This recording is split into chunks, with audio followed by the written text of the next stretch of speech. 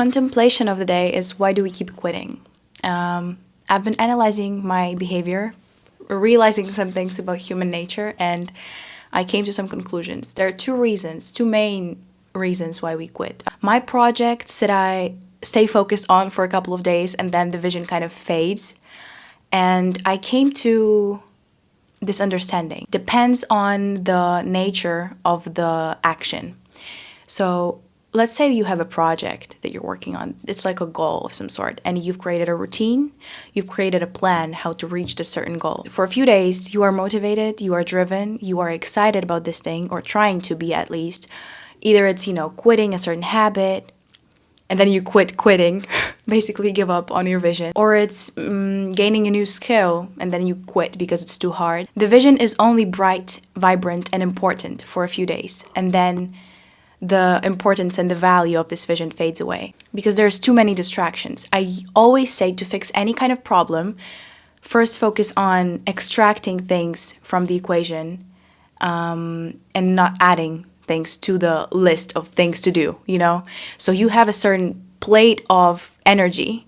In order to fix it, clean the plate, and what is real will stay there. What is real will always prosper. What is real is only real because it's real. And what isn't real can't be sustained for long if you just stop giving it your attention. The main solution to this first reason why we keep quitting is to stop feeding distractions and stop feeding things that are devaluing the actual vision. So let's say you wanted to get in shape and reach your dream body, whatever the vision of a dream body is for you. So you made a plan for yourself, you made a routine. This is why they always say discipline is stronger than motivation, because it fades. But let's just dissect it more and understand how we can sustain discipline, sustain motivation by keeping the value of the vision higher than any distraction, any pleasurable experience that we are used to, more than we are used to the vision of us reaching the goal in the future. We need to devalue distractions and value the importance of the vision. Now, this perfectly ties to the next reason why we keep quitting. I realized that I've been looking too far ahead. In every project that I do and every intention that I set for myself, I keep a standard that is extremely high, which is sometimes good, but it keeps me stuck very often. In order to keep moving forward, you need to keep your eyes on the thing right in front of you, on your next step. And I've been keeping my mind and my vision focused on the entire road and the entire spectrum of my vision, and even further ahead, in order to control it and have this illusionary grasp of things that can possibly improve and outperform it. This applies if we're talking about life goals, some kind of big moves, intentional goals that you set for your life. Let me explain this on an example of why we keep quitting in smaller goals. So for example, you go to the gym and you're like, let's try this extremely difficult exercise. And that's the goal, right? To complete the exercise. And you have 10 minutes, 10 sets, 1 minute each, no breaks. And you're like, I don't know if I'm going to do, I don't know if I can. This is the full picture. This is the looking far ahead. What is within my reach of actionable steps to do is complete the first minute. So what I can say is I will be focused on the 1 minute mark.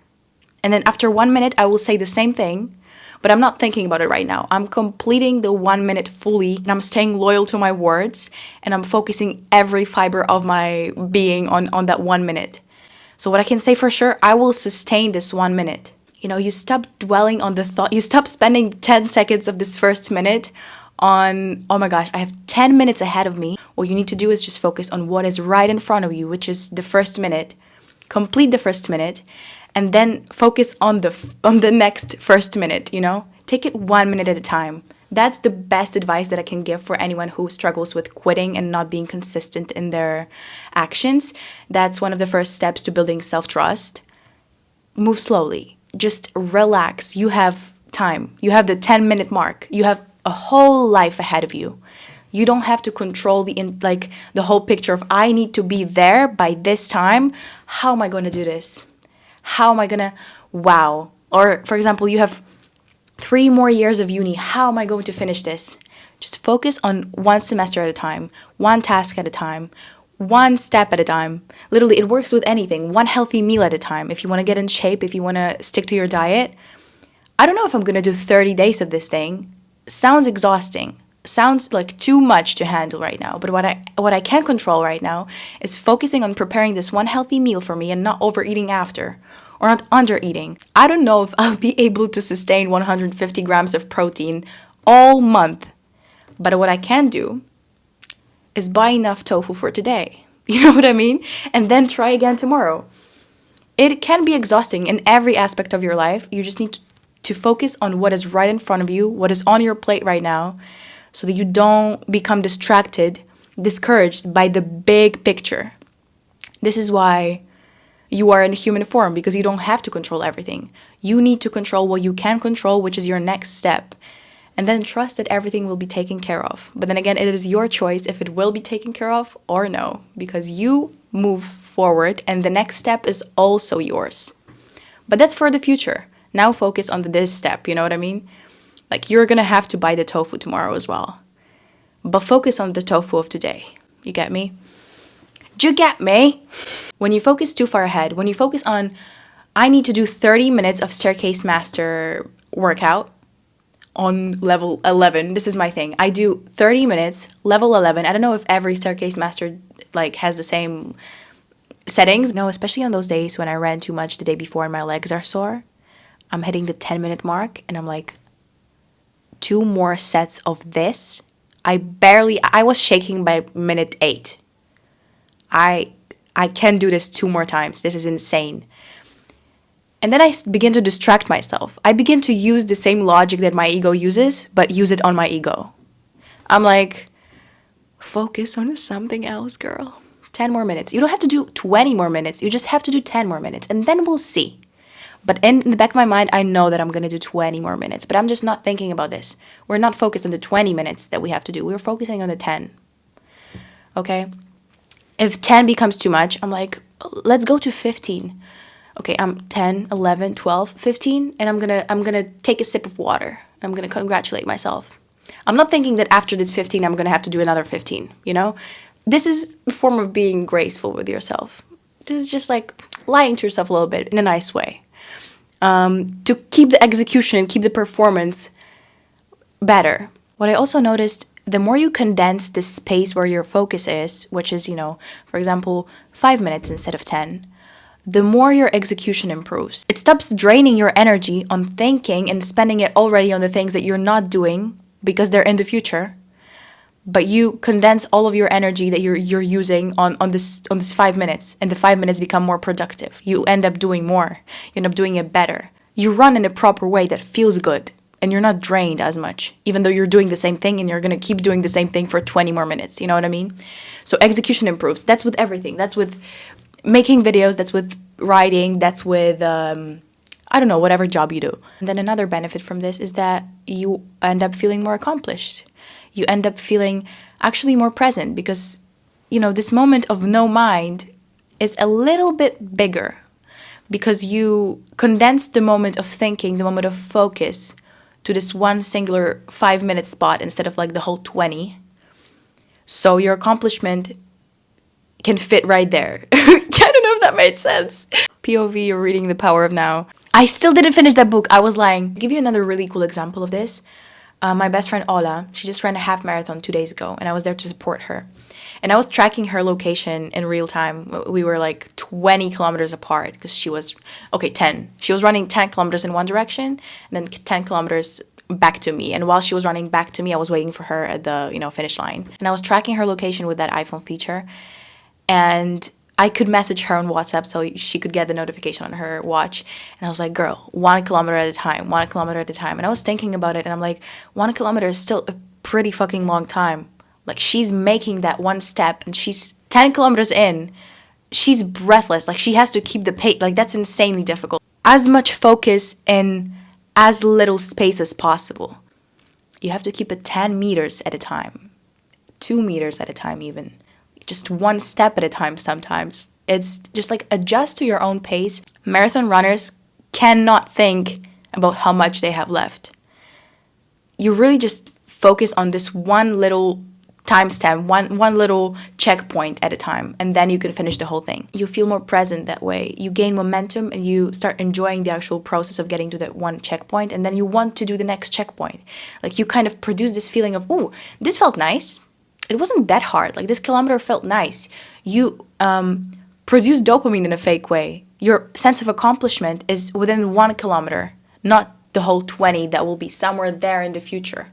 You produce dopamine that makes you want to accomplish more after 1 kilometer, and you're not that drained after that 1 kilometer. You get what I mean? Like you produce the little happy thing that'll like, ooh, I did a great job. Let's do it again.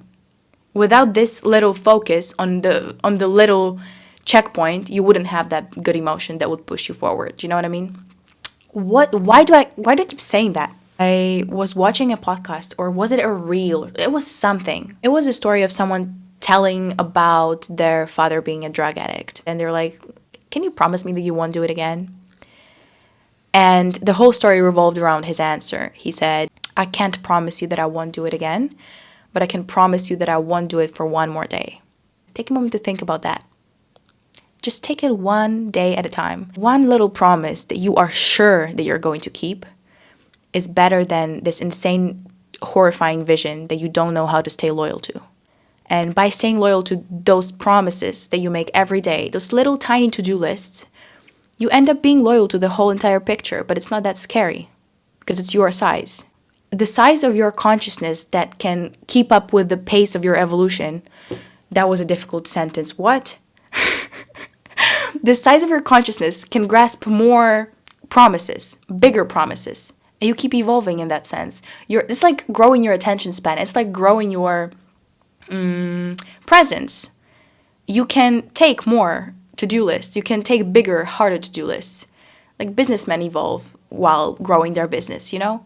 Take it one step at a time. You can't do everything today. You know what I actually can give you, like a practical step that you can do to try to minimize your space of focus to help you maintain the value of your vision? I want to be a reformer, a truth seeker, an activist, this and that, creative visionary. And you don't know how to even, how do I walk up to that? How do I talk to this 10 out of 10 girl? You know what I mean? Like, this is too much. This is right there. This is me. I know how to, but I don't. You just have to paint a picture that is more digestible for your consciousness right now at this stage. Be humble. Be like, I literally don't know how to do this. Like, this is bigger than my capacity of understanding right now. You can break it down to a to-do list for today. What can I do today so that tomorrow can be easier for me? What can I do today to provide myself with proof that I will use tomorrow to motivate me to do it all over again the next day? You know what I mean? Use today to create proof for tomorrow. Where this idea came from. I am the to-do list girly. I have like the graphs and the calendars and everything. I don't know if you guys watch Iman Gaji. I'm sure some of you do. I know that some of you do. But he just dropped this digital sovereignty project. I thought that it was like a course he was selling, but it's like a free WhatsApp group, and he drops videos. I don't know, they're gonna be like frequent. On one of the days, he sent this SBA worksheet on Notion.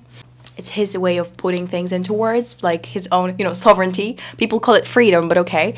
Also, he says subordinate. Like, I get what he's trying to do. Obviously, focuses on financial freedom because it's Iman Gaji, but why he called it digital sovereignty, because he's basically paving a path for you to gaining all kinds of freedom from everything through the internet, building an online business and all of that. But also, he just shares some very inspirational stuff and like his story. I just like looking at people who genuinely serve the community and do it from the heart. You can look at your life like a movie. You can see it right in front of you and analyze it and make certain connections and learn lessons in that way. By creating a vision board of your life and just being like, whoa, okay, this is all right, without getting scared of that because it's bigger than yourself right now. You can create next chapters. You can make yourself excited for those things. You can adjust to your feeling right now, to your need right now, and work on tools that will work for this specific step that is in front of you, not on the entire story that is ahead, because that's too big to grasp. And your ego can sometimes be too arrogant and be like, I can deal with that. Then you become stuck and you repeat the cycle, you know? So just take it slow, create to-do lists, create affirmations, create actionable routines that you will stick to, that don't have too many things on them. This is my to-do list for the week. This is not connected to the SBA worksheet, but I was just trying to tell you how you can visualize your life and paint a picture of it so you can break it down to smaller parts and focus on one thing at a time. But what I do with my to-do list, I have a goal for a certain season of the year, right? So I'm working on something. This is like a project. In the next 3 months, the next 5 months is a certain project. But it's too overwhelming for me to think about it every day, so I break it down into weeks. This week, not too much. I'm going to run at 5 a.m. every single day. I'm going to pray, meditate, eat clean, and journal. These 5 things is something that's not going to change no matter what I have going on that day. It's just something that I'm going to do. And so I do them. By that, I collect evidence of the value and importance of the big vision of my next 5 months or 3 months. And by doing that, I also keep the momentum and keep this feeling of fulfillment and accomplishment. I stay more present. I'm like, okay, I'm doing this right now. This feeds my bigger vision, but this also feeds the present moment and how I feel right now. It helps the building blocks of the whole picture, but it also helps the building blocks of this day today. Okay, what we learned. Don't look too far ahead. Start controlling what's right in front of you. Create actionable to-do lists and gain self-trust by collecting evidence.